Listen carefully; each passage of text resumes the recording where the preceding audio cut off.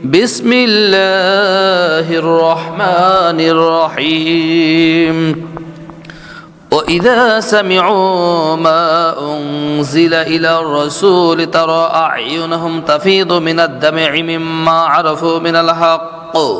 يقولون ربنا آمنا فاكتبنا مع الشاهدين وما لنا لا نؤمن بالله وما جاءنا من الحق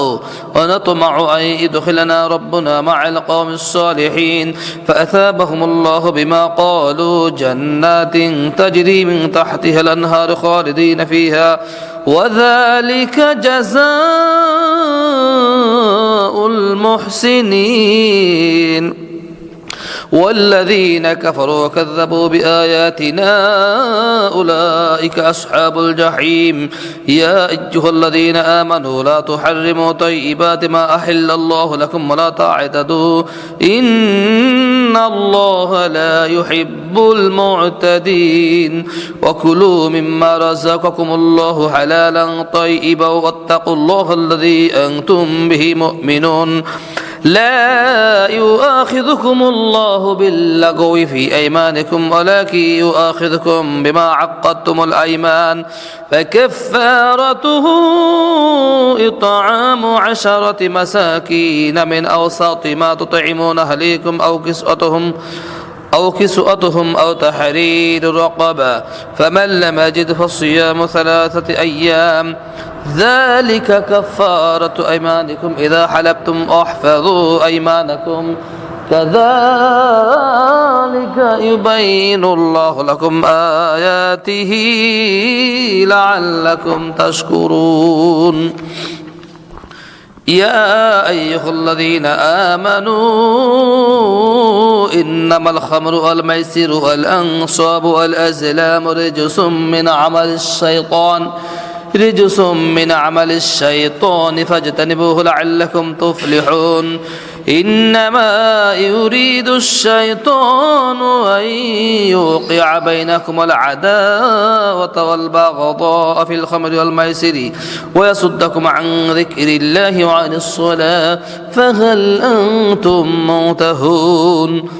وأطيعوا الله وأطيعوا الرسول واحذروا فإن توليتم فاعلموا أنما على رسولنا البلاغ المبين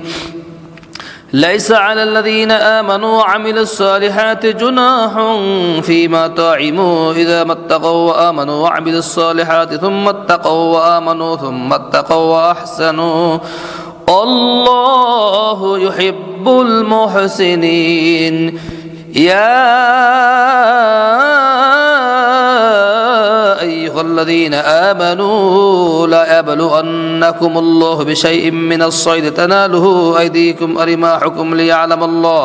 ليعلم الله من يخافه بالغيب فمن اعتدى بعد ذلك فله عذاب أليم يا أيها الذين آمنوا لا تقتلوا الصيد وأنتم حرم ومن قتله منكم متعمدا فجزاء مثل ما قتل من النعم يحكم به ذوى عدل منكم هديا بالغ الكعبة أو كفارة طعام مساكين وعدل ذلك صياما ليذوق أبال أمري عفى الله عما سلف ومن عاد فينتقم الله منه الله عزيز ذو انتقام أحل لكم صيد البحر وطعامه متاعا لكم وللسيارة وحرم عليكم صيد البر ما دمتم حرما واتقوا الله الذي إليه تحشرون جعل الله الكعبة البيت الحرام قياما للناس والشهر الحرام الهدي القلائد ذلك لتعلموا أن الله يعلم ما في السماوات وما في الأرض وأن الله بكل شيء عليم اعلموا أن الله شديد العقاب وأن الله غفور رحيم ما على الرسول إلا البلاغ والله يعلم ما تبدون ما تكتمون قل لا يستوي الخبيث والطيب ولو أعجبك كثرة الخبيث فاتقوا الله يا أولي الألباب لعلكم تفلحون يا أيها الذين آمنوا لا تسألوا عن أشياء إن تبد لكم تسؤكم وإن تسألوا عنها حين ينزل القرآن تبد لكم عفى الله عنها والله غفور حليم قد سألها قوم من قبلكم ثم أصبحوا بها كافرين ما جعل الله من بحيرة ولا سائبة ولا وصيلة ولا حام ولكن الذين كفروا يفترون على الله الكذب وأكثرهم لا يعقلون وإذا قيل لهم تعالوا إلى ما أنزل الله وإلى الرسول قالوا حسبنا ما وجدنا عليه آباءنا أولو كان آباؤهم لا يعلمون شيئا ولا يهتدون يا أيها الذين آمنوا عليكم أنفسكم لا أضركم من ضل إذا اهتديتم إلى الله مرجعكم جميعا فينبئكم بما كنتم تعملون يا أيها الذين آمنوا شهادة بينكم إذا حضر أحدكم الموت حين الأصيئة اثنان ذوى عدل منكم وآخران من غيركم إن أنتم ضربتم في الأرض فأصابتكم مصيبة الموت تحبسونهما من بعد الصلاة فيقسمان بالله إن ارتبتم لا نشتري به ثمنا ولو كان ذا قربى ولا نكتم شهادة الله إنا إذا لمن الآثمين فإن عثر على أنهما استحقا إثما فآخران يقومان مقامهما من الذين استحق عليهم الأوليان فيقسمان بالله لشهادتنا حق من شهادتهما أما اعتدينا إنا إذا لمن الظالمين ذلك أدنى أن يأتوا بالشهادة على وجهها أو أخافوا أن ترد أيمان بعد أيمانهم واتقوا الله واسمعوا الله لا يهدي القوم الفاسقين يوم أجمع الله الرسل فيقول ماذا أجبتم قالوا لا علم لنا إنك أنت علام الغيوب إذ قال الله يا عيسى بن مريم اذكروا نعمتي عليك وعلى والدتك إذ أيدتك بروح القدس تكلم الناس في المهد وكهلا وإذ علمتك الكتاب والحكمة التوراة الإنجيل وإذ تخلق من الطين كهيئة الطير بإذني فتنفخ فيها فتكون طيرا بإذني وتبرئ الأكمه والأبرص بإذني وإذ تخرج الموت بإذني وإذ كففت بني إسرائيل عنك إذ جئتهم بالبينات فقال الذين كفروا منهم إن هذا إلا سحر مبين وإذ أوحيت إلى الحواريين أن آمنوا بي وبرسولي قالوا آمنا أشهد بأننا مسلمون إذ قال الحواريون يا عيسى بن مريم هل أستطيع ربك أن ينزل علينا مائدة من السماء قال اتقوا الله إن كنتم مؤمنين قالوا نريد أن نأكل منها تطمئن قلوبنا ونعلم أن قد صدقتنا ونكون عليها من الشاهدين قال عيسى ابن مريم اللهم ربنا أنزل علينا مائدة من السماء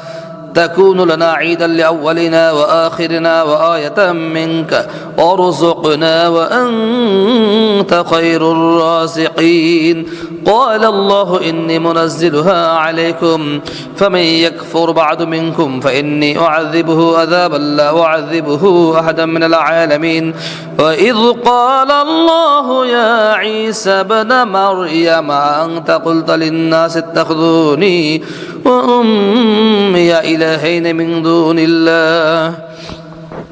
قال سبحانك ما يكون لي أن أقول ما ليس لي بحق إن كنت قلته فقد علمت تعلم ما في نفسي ولا أعلم ما في نفسك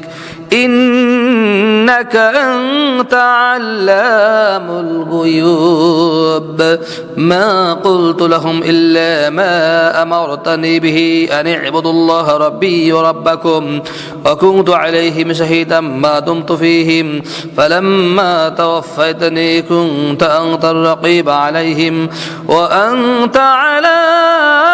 كل شيء شهيد إن تعذبهم فإنهم عبادك وإن تغفر لهم فإنك أنت العزيز الحكيم قال الله هذا يوم ينفع الصادقين صدقهم لهم جنات تجري من تحتها الأنهار خالدين فيها أبدا رضي الله عنهم أرضوا عن ذلك الفوز العظيم لله ملك السماوات والأرض ما فيهن وهو على كل شيء قدير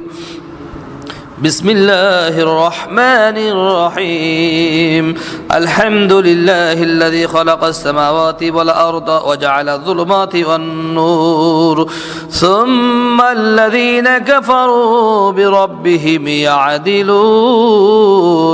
هو الذي خلقكم من طين ثم قضى أجلا وأجل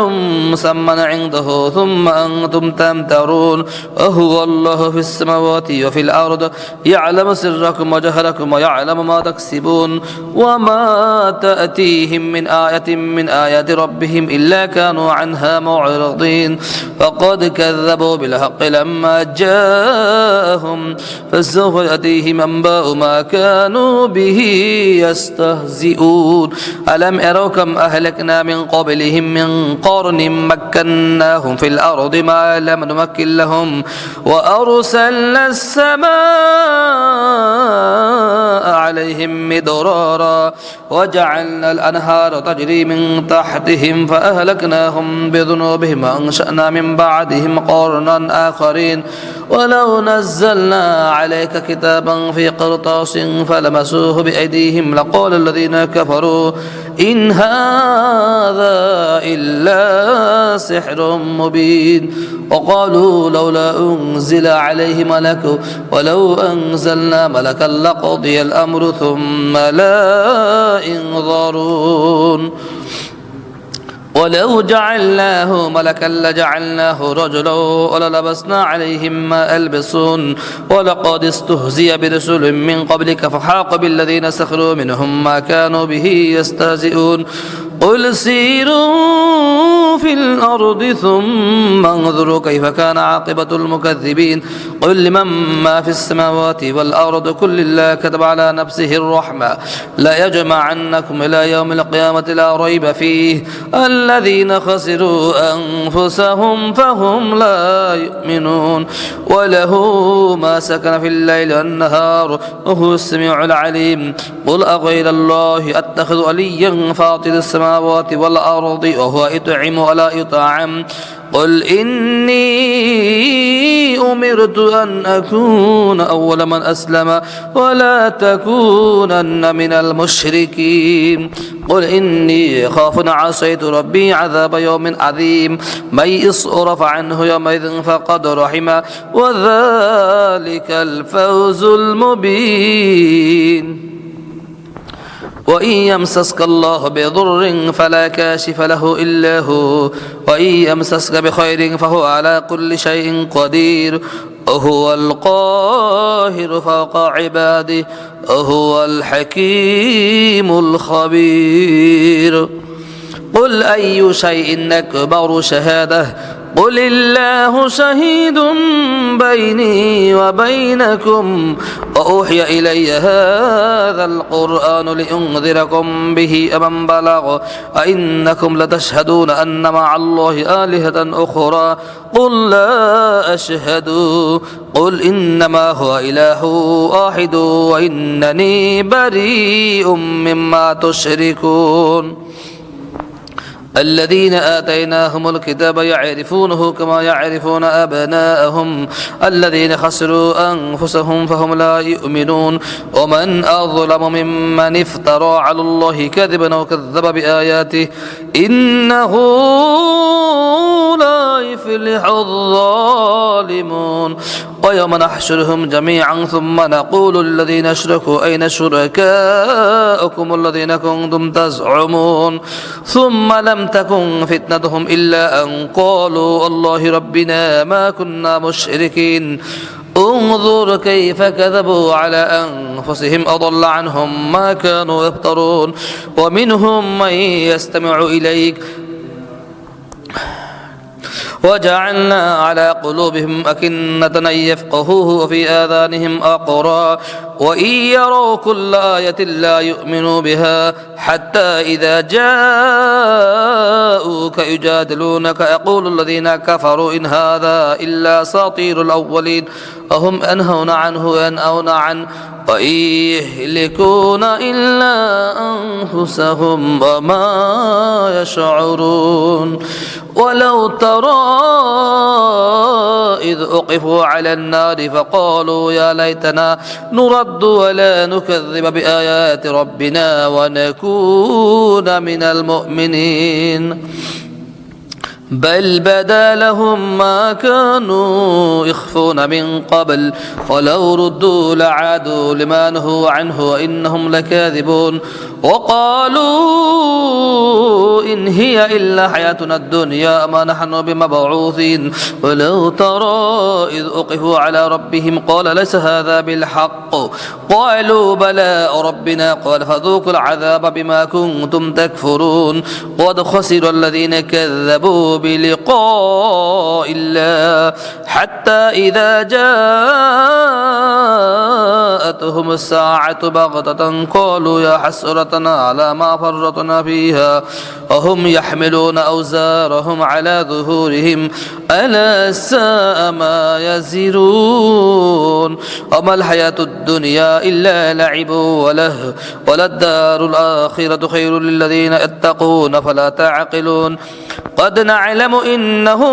لا يحزنك الذي يقولون فإنهم لا يكذبونك ولكن الظالمين بآيات الله يجحدون ولقد كذبت رسل من قبلك فصبروا على ما كذبوا وأوذوا حتى أتاهم نصرنا ولا مبدل لكلمات الله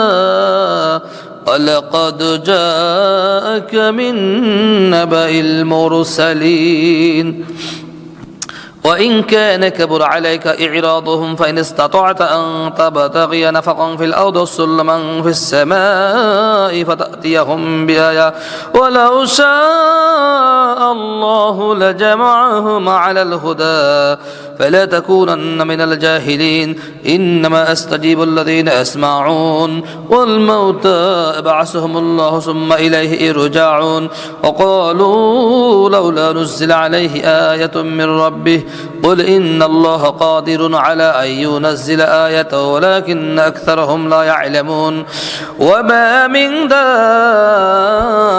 في الأرض ولا طائر يطير بجناحيه إلا أمم أمثالكم ما فرطنا في الكتاب من شيء ثم إلى ربهم يحشرون والذين كذبوا بآياتنا صم وبكم في الظلمات من يشاء الله يضلله ومن يشاء يجعله على صراط مستقيم إن أتاكم عذاب الله أو أتتكم الساعة غير الله تدعون إن كنتم صادقين بل إياه تدعون فيكشف ما تدعون إليه إن شاء تنسون ما تشركون ولقد أرسلنا إلى أمم من قبلك فأخذناهم بالبأساء والضراء لعلهم يتضرعون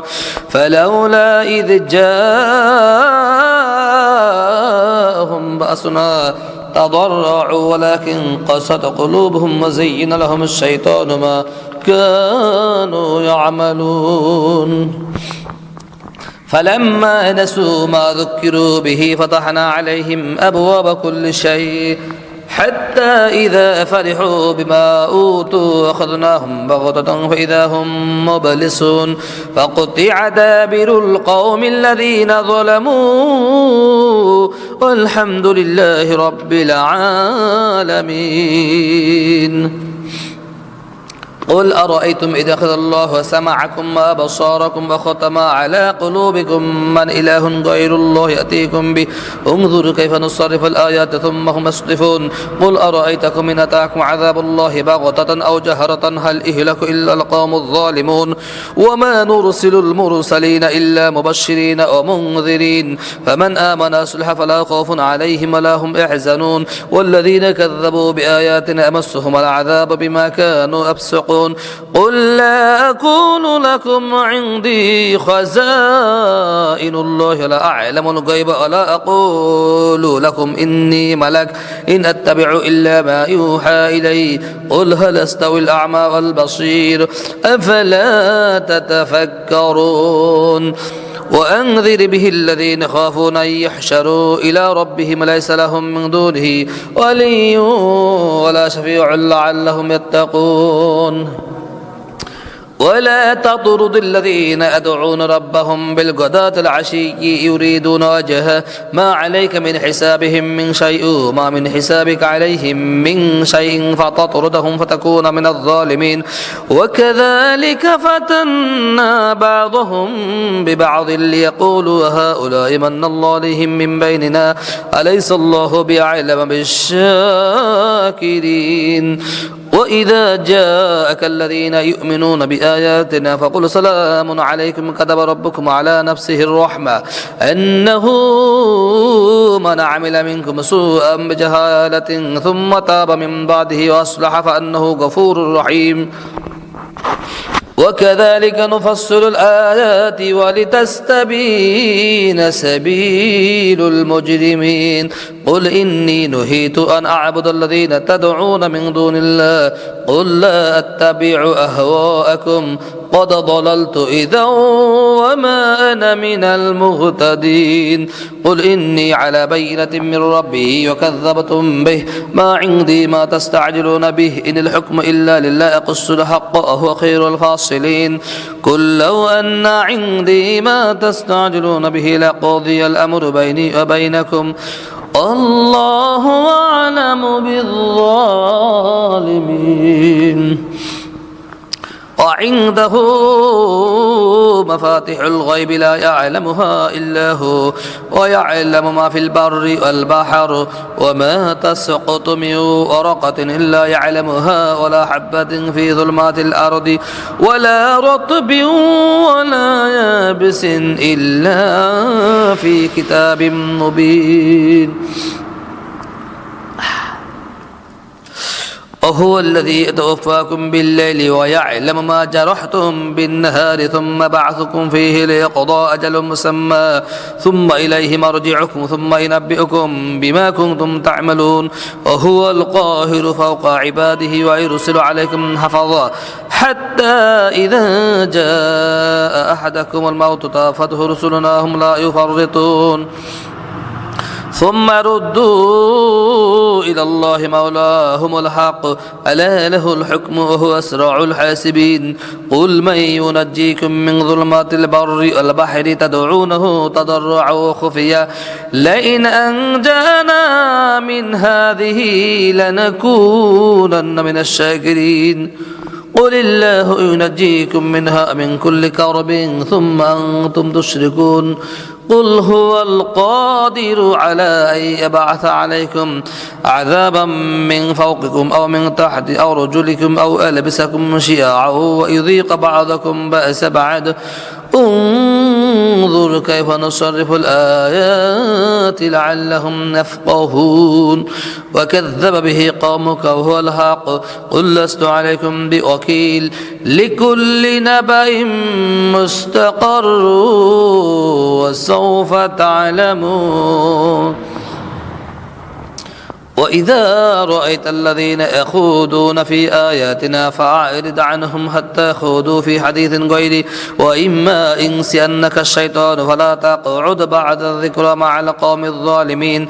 وما على الذين يتقون من حسابهم من شيء ولكن ذكرى لعلهم يتقون وذر الذين اتخذوا دينهم لعبا ولهوا وغرتهم الحياة الدنيا وذكر به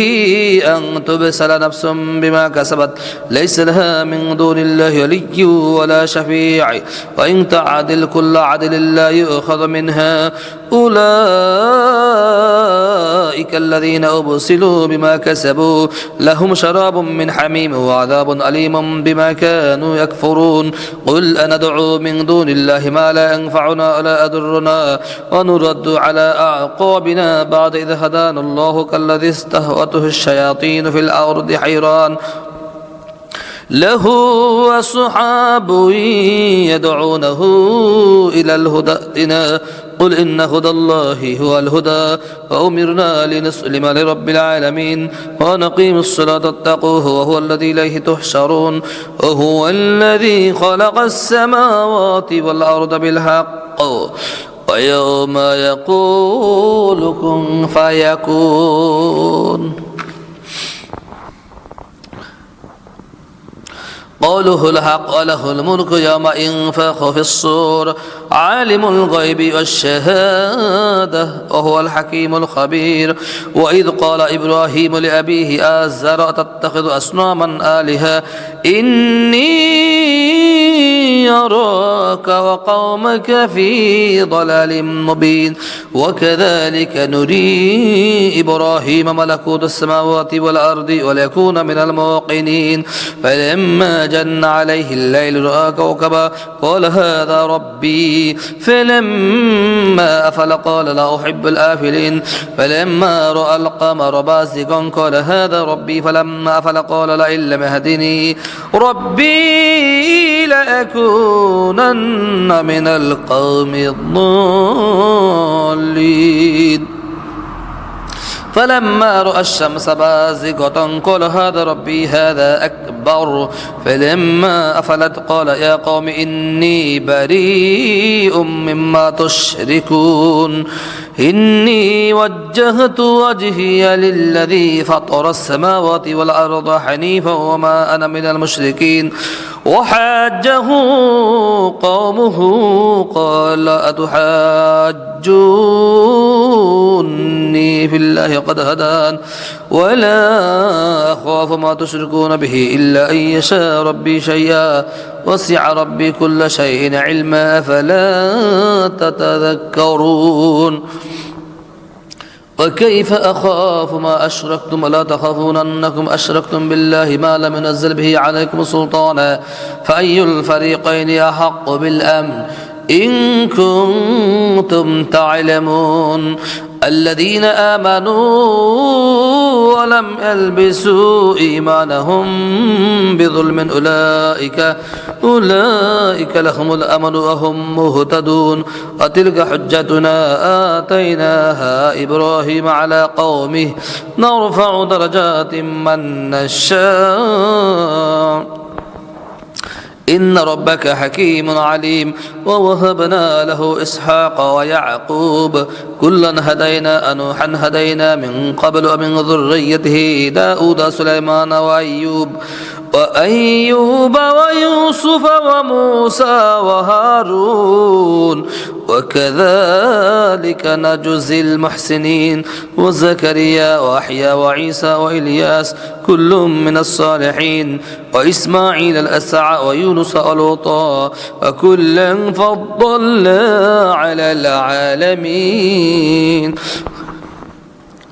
ومن آبائهم وذرياتهم وإخوانهم واجتبيناهم وهديناهم إلى صراط مستقيم ذلك هدى الله يهدي به من يشاء من عباده ولو أشركوا لحبط عنهم ما كانوا يعملون أولئك الذين آتيناهم الكتاب والحكم والنبوة فإن يكفر بها هؤلاء فقد أكلنا بها قوما ليسوا بها بكافرين أولئك الذين هدى الله فبهداه مقتدي قل لا أسألكم عليه أجرا إن هو إلا ذكرى للعالمين وما قدروا الله حق قدره إذ قالوا ما أنزل الله على بشر من شيء قل من أنزل الكتاب الذي جاء به موسى نورا وهدى للناس تجعلونه قراطيس تبدونها تخفون كثيرا وعلمتم ما لم تعلموا أنتم ولا آباؤكم قل الله ثم ذرهم في خوضهم يلعبون وهذا كتاب أنزلناه مبارك مصدق الذي بين يديه ولتنذر القرى من حولها والذين يؤمنون بالآخرة يؤمنون به وهم على صلاتهم يحافظون ومن أظلم ممن افترى على الله كذبا وقال أوحي إلي ولم يوحى إليه شيء ومن قال سأنزل مثل ما أنزل الله ولو ترى إذ الظالمون في غمرات الموت الملائكة باسطوا أيديهم أخرجوا أنفسكم اليوم تجزون عذاب الهون بما كنتم تقولون على الله غير الحق وكنتم عن آياته تستكبرون ولقد جئتمونا فرادا كما خلقناكم أول مرة وأدركتم ما خولناكم وراء ظهوركم وما نرى معكم شفعاءكم الذين زعمتم أنهم فيكم شركاء لقد تقطع بينكم وضل عنكم ما كنتم تزعمون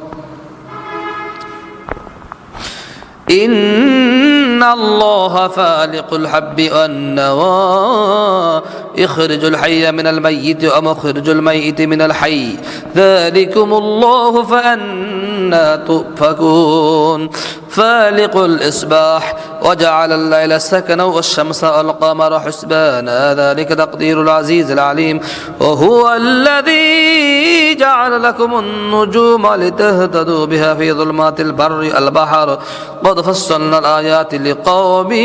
يعلمون وهو الذي أنشأكم من نفس واحدة فمستقر ومستودع قد فصلنا الآيات لقوم يفقهون وهو الذي أنزل من السماء ماء فأخرجنا به نبات كل شيء فأخرجنا منه خضرا نخرج منه حبا متراكبا ومن النخل من طلعها قنوان دانية وجنات من أعناب والزيتون والرمان مشتبها وغير متشابه انظروا إلى ثمره إذا أثمر وينعي إن في ذلكم لآيات لقوم يؤمنون وجعلوا لله شركاء الجن أخلقهم وخلقوا له بنين بنات بغير علم سبحانه وتعالى عما يصفون بديع السماوات والأرض أن أكون له ولد ولم تكن له صاحبة وخلق كل شيء وهو بكل شيء عليم ذلكم الله ربكم لا إله إلا هو خالق كل شيء فاعبدوا وهو على كل شيء وكيل